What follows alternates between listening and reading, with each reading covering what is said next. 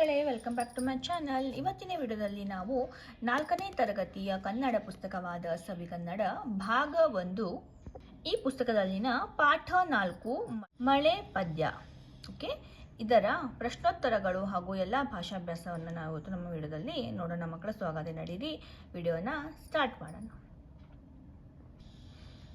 ಅಭ್ಯಾಸ, ಅದರಲ್ಲಿ ಮೊದಲನೆಯ ಮುಖ್ಯ ಪ್ರಶ್ನೆ ಒಂದೊಂದು ವಾಕ್ಯದಲ್ಲಿ ಉತ್ತರ ಬರೆಯಿರಿ.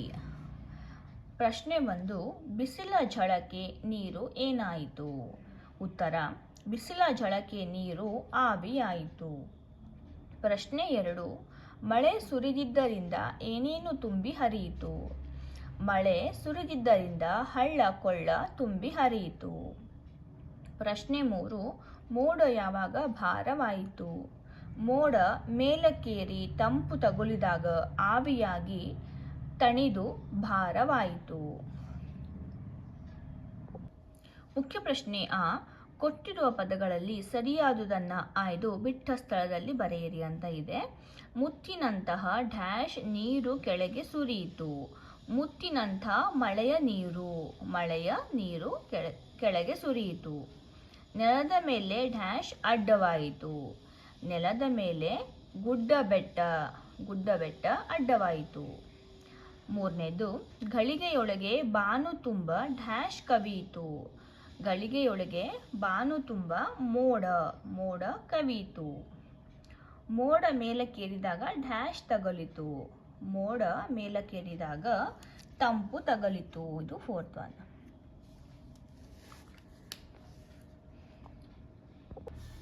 ಮುಖ್ಯ ಪ್ರಶ್ನೆ ಪದ್ಯದಲ್ಲಿ ಬಿಟ್ಟಿರುವ ಸಾಲುಗಳನ್ನು ಬರೆಯಿರಿ ಅಂತ ಇದೆ. ನೆಲದ ಮೇಲೆ ಗುಡ್ಡ ಬೆಟ್ಟ ಅಡ್ಡವಾಯಿತು. ತಡೆದು ನಿಂತ ಮೋಡವೆಲ್ಲ ಮೇಲಕ್ಕೇರಿತು. ಮುಖ್ಯ ಪ್ರಶ್ನೆ ಗುಂಪಿಗೆ ಸೇರದ ಪದ ಗುರುತಿಸಿ ಬರೆಯಿರಿ ಅಂತ ಇದೆ. ಫಸ್ಟ್ ಒನ್, ಕೆರೆ, ಕಟ್ಟೆ, ಸಮುದ್ರ ಮತ್ತು ಸೂರ್ಯ. ಓಕೆ, ಇದರಲ್ಲಿ ಗುಂಪಿಗೆ ಸೇರದ ಪದ ಸೂರ್ಯ. ಸೆಕೆಂಡ್ ಒನ್, ಮಿಂಚು, ಭೂಮಿ, ಮಳೆ, ಗುಡುಗು. ಓಕೆ, ಇದರಲ್ಲಿ ಭೂಮಿ ಗುಂಪಿಗೆ ಸೇರದ ಪದ. ಸರೋವರ, ಪರ್ವತ, ಬೆಟ್ಟ, ಗುಡ್ಡ. ಸರೋವರ ಗುಂಪಿಗೆ ಸೇರದ ಪದ. ಫೋರ್ತ್ ಒನ್, ನೊಗ, ಕುಂಟೆ, ನೇಗಿಲು, ಮಂಚ. ಓಕೆ, ಗುಂಪಿಗೆ ಸೇರಿದ ಪದ ಇದರಲ್ಲಿ ಮಂಚ. ಮುಖ್ಯ ಪ್ರಶ್ನೆ ಕೊಟ್ಟಿರುವ ಪದಗಳಿಗೆ ಸಮಾನಾರ್ಥಕ ಪದಗಳನ್ನು ಬರೆಯಿರಿ ಅಂತ ಇದೆ. ಕಾಡು, ಇದಕ್ಕೆ ಸಮಾನಾರ್ಥಕ ಪದಗಳು ಅರಣ್ಯ, ಅಡವಿ, ಕಾನನ. ಸೂರ್ಯ, ಆದಿತ್ಯ, ಭಾನು, ಭಾಸ್ಕರ. ಭೂಮಿ, ಧರೆ, ಇಳೆ, ವಸುಂಧರ. ಈಗ ಭಾಷಾ ಚಟುವಟಿಕೆಯನ್ನು ನೋಡೋಣ ಮಕ್ಕಳೇ. ಅದರಲ್ಲಿ ಮುಖ್ಯ ಪ್ರಶ್ನೆ ಅಕ್ಷರ ಬಳಸಿ ಪದ ರಚಿಸು, ತಿರುಗಿಸಿ ಓದಿ ಆನಂದಿಸಿ ಅಂತ ಇದೆ. ಮಾದರಿ ವಿ ಕ ಕ ಟ ವಿ ಅಂತ ಇದೆ. ಇದಕ್ಕೆ ನಾವು ಸರಿಯಾಗಿ ಒಂದು ಶಬ್ದವನ್ನು ಮಾಡಬೇಕು. ವಿಕಟ ಕವಿ. ಓಕೆ, ನಾವು ಇದನ್ನ ನೋಡಿ ಇಲ್ಲಿಂದ ರಿವರ್ಸ್ ಆಗಿ ಓದಿದಾಗ ಅದೇ ಮೀನಿಂಗ್ ಬರುತ್ತೆ. ವಿ ಕ ಟ ಕವಿ. ಓಕೆ, ಈಗ ಕ ಕ ನ ಅಂತ ಇದೆ. ಕ ನ ಕ, ಕ ನ ಕ. ಓಕೆ, ತಿರುಗಿಸಿ ಹೋದಾಗ ಅದೇ ಬರಬೇಕು. ಮ ನ ನ, ನ ಮ ನ. ಓಕೆ, ನಮನ. ರ ಸು ರ ಸುರ. ಓಕೆ, ಸುರರ ಸುರ. ಜೀವ ವ ನ ನ, ನವ ಜೀವನ. ಓಕೆ, ದ್ರ ಮ ನ ಸಿ ಮ ಸಿದ್ರ, ಮದ್ರಾಸಿನ ಸಿದ್ರಾಮ. ಓಕೆ, ಮದ್ರಾಸಿನ ಸಿದ್ರಾಮ. ಈ ಕಡೆಯಿಂದ ಓದಿದಾಗ ಅದೇ ಬರುತ್ತೆ, ಈ ಕಡೆಯಿಂದ ಓದಿದಾಗ ಅದೇ ಬರುತ್ತೆ. ಓಕೆ, ಈಗ ಮುಖ್ಯ ಪ್ರಶ್ನೆ ಸೂಚನೆಗಳನ್ನು ಅರ್ಥೈಸಿಕೊಂಡು ಪದಬಂಧ ಪೂರ್ಣಗೊಳಿಸಿ ಪದಗಳನ್ನು ಓದಿ ಅಂತ ಇದೆ ಮಕ್ಕಳೇ. ಇವಾಗ ನೋಡಿ, ಇಲ್ಲಿ ಎಡದಿಂದ ಬಲಕ್ಕೆ ಅಂತ ಕೊಟ್ಟಿದ್ದಾರೆ. ಈ ರೀತಿ ಎಡದಿಂದ ಬಲಕ್ಕೆ ಹಿಂಗೆ, ಮೇಲಿಂದ ಕೆಳಗೆ ಅಂದಾಗ ಈ ರೀತಿ ಇಲ್ಲಿ ಹಿಂದ್ಗಡೆ ಬರುತ್ತೆ. ಓಕೆ, ಮೇಲಿಂದ ಕೆಳಗಡೆ ಅಂತ ಕೊಟ್ಟಿದ್ದಾರೆ. ಓಕೆ, ಮೇಲಿಂದ ಕೆಳಗಡೆ ಶಬ್ದ ರಚಿಸುವಾಗ ಈ ವಾಕ್ಯಗಳನ್ನು ನೋಡಿಬಿಟ್ಟು ಇಲ್ಲಿ ಹಿಂಟನ್ನು ಕೊಟ್ಟಿರ್ತಾರೆ ಅವರು. ಈ ಹಿಂಟನ್ನು ಯೂಸ್ ಮಾಡ್ಕೊಂಡ್ಬಿಟ್ಟು ನಾವು ಅಕ್ಷರವನ್ನು, ಹಾಗೆ ಅದು ಅಕ್ಷರ ಎಷ್ಟು ಇದೆ ಅಂತ, ಅದರಲ್ಲಿ ಅಕ್ಷರ ಎಷ್ಟಿದೆ ಅಂತ ಅಲ್ಲಿ ನಂಬರ್ಸ್ನ ಕೊಟ್ಟಿದ್ದಾರೆ. ನಾವು ಅದನ್ನು ಒಂದು ಪದವನ್ನು ರಚನೆ ಮಾಡಬೇಕು. ಸೊ ಹಾಗಾದರೆ ನಡೀರಿ ಈಗ ಎಡದಿಂದ ಬಲಕ್ಕೆ ನೋಡೋಣ. 24 ನಿಮಿಷಗಳನ್ನು ಹೀಗೆ ಹೇಳುತ್ತಾರೆ. 3 ಅಕ್ಷರ ಇದೆ. ಓಕೆ, 24 ನಿಮಿಷಗಳನ್ನು ಏನಂತ ಕರೀತಾರೆ? 24 ನಿಮಿಷಗಳನ್ನು ಹೀಗೆ ಹೇಳ್ತಾರೆ ಅಂತ ಇದೆ. ಇದಕ್ಕೆ ಗಂಟೆ, 1 ಗಂಟೆ ಅಂತ ಹೇಳ್ತೀವಿ. ಓಕೆ, 24 ನಿಮಿಷಕ್ಕೆ 1 ಗಂಟೆ ಅಂತ ಹೇಳ್ತೀವಿ. ಈಗ ಸೆಕೆಂಡ್ ಒನ್, ಜೀವರಾಶಿ ನೆಲೆಸಿರುವ ಪ್ರಪಂಚ. ಇದಕ್ಕೆ 3 ಅಕ್ಷರ ಇದೆ. ಜೀವರಾಶಿ ನೆಲೆಸಿರುವ ಪ್ರಪಂಚ ಯಾವುದು? ಇದು ಜಗತ್ತು. ಓಕೆ ಓಕೆ, ಜೀವರಾಶಿ ನೆಲೆಸಿರುವಂತಹ ಪ್ರಪಂಚ ಜಗತ್ತು. ಈಗ ಕೆರೆ ಜೊತೆಯಲ್ಲಿರುವ ಜೋಡಿ ಪದ, ಇಲ್ಲಿ 2 ಅಕ್ಷರ ಇದೆ. ಕೆರೆ ಕಟ್ಟೆ. ಓಕೆ, ಜೋಡು ಪದ ಅಂತ ಹೇಳ್ತೀವಿ ಇದಕ್ಕೆ, ಕೆರೆ ಕಟ್ಟೆ ಅಂತ. ಓಕೆ, ಕಟ್ಟೆ. ಈಗ 4ನೇದು, ನಾವು ನಿಂತಿರುವ ಸ್ಥಳ. ಓಕೆ, ಅಕ್ಷರ ಎಷ್ಟಿದಾವೆ ಇದರಲ್ಲಿ? 2 ಅಕ್ಷರ ಇದೆ. ಇದಕ್ಕೆ ನಾವು ನೆಲೆಸಿರುವಂಥ ಇದು ಯಾವುದು? ನೆಲ ಇದು. ಓಕೆ, ನಾವು ನೆಲದ ಮೇಲೆ ನಿಂತಿದ್ದೀವಿ ಅಲ್ವಾ? ಈಗ 6ನೇದು, ಬೇಸಿಗೆ ಕಾಲದ ಪ್ರಭಾವವಿದು. 3 ಅಕ್ಷರ. ಓಕೆ, ಬಿಸಿಲು. ನೋಡಿ ಇಲ್ಲಿ ಬಿಸಿಲು, ಬೇಸಿಗೆಯಲ್ಲಿ ಏನಿರುತ್ತೆ? ಬಿಸಿಲಿರುತ್ತೆ. ಈಗ 7ನೇದು, ಮೋಡ ಕರಗಿ ಬೀಳುವುದು. ಮೋಡ ಕರಗಿದಾಗ ಏನು ಬೀಳುತ್ತೆ? ಮಳೆ ಬೀಳುತ್ತೆ. ಓಕೆ, ಇಲ್ಲಿದೆ 7ನೇದು. ಓಕೆ, ಮಳೆ. ನೋಡಿ ಇಲ್ಲಿ ಮಳೆ.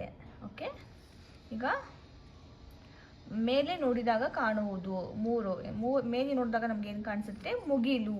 ನೋಡಿ ಇಲ್ಲಿ ಮುಗಿಲು ಅಂತ ಇದೆ. ಓಕೆ, 9ನೇದು, ಈ ಸಮಯ ಮುತ್ತಿನಂಥದ್ದು. ಓಕೆ, ಅಕ್ಷರ 2 ಇದೆ. ನೋಡಿ ಇಲ್ಲಿ ಹೊತ್ತು.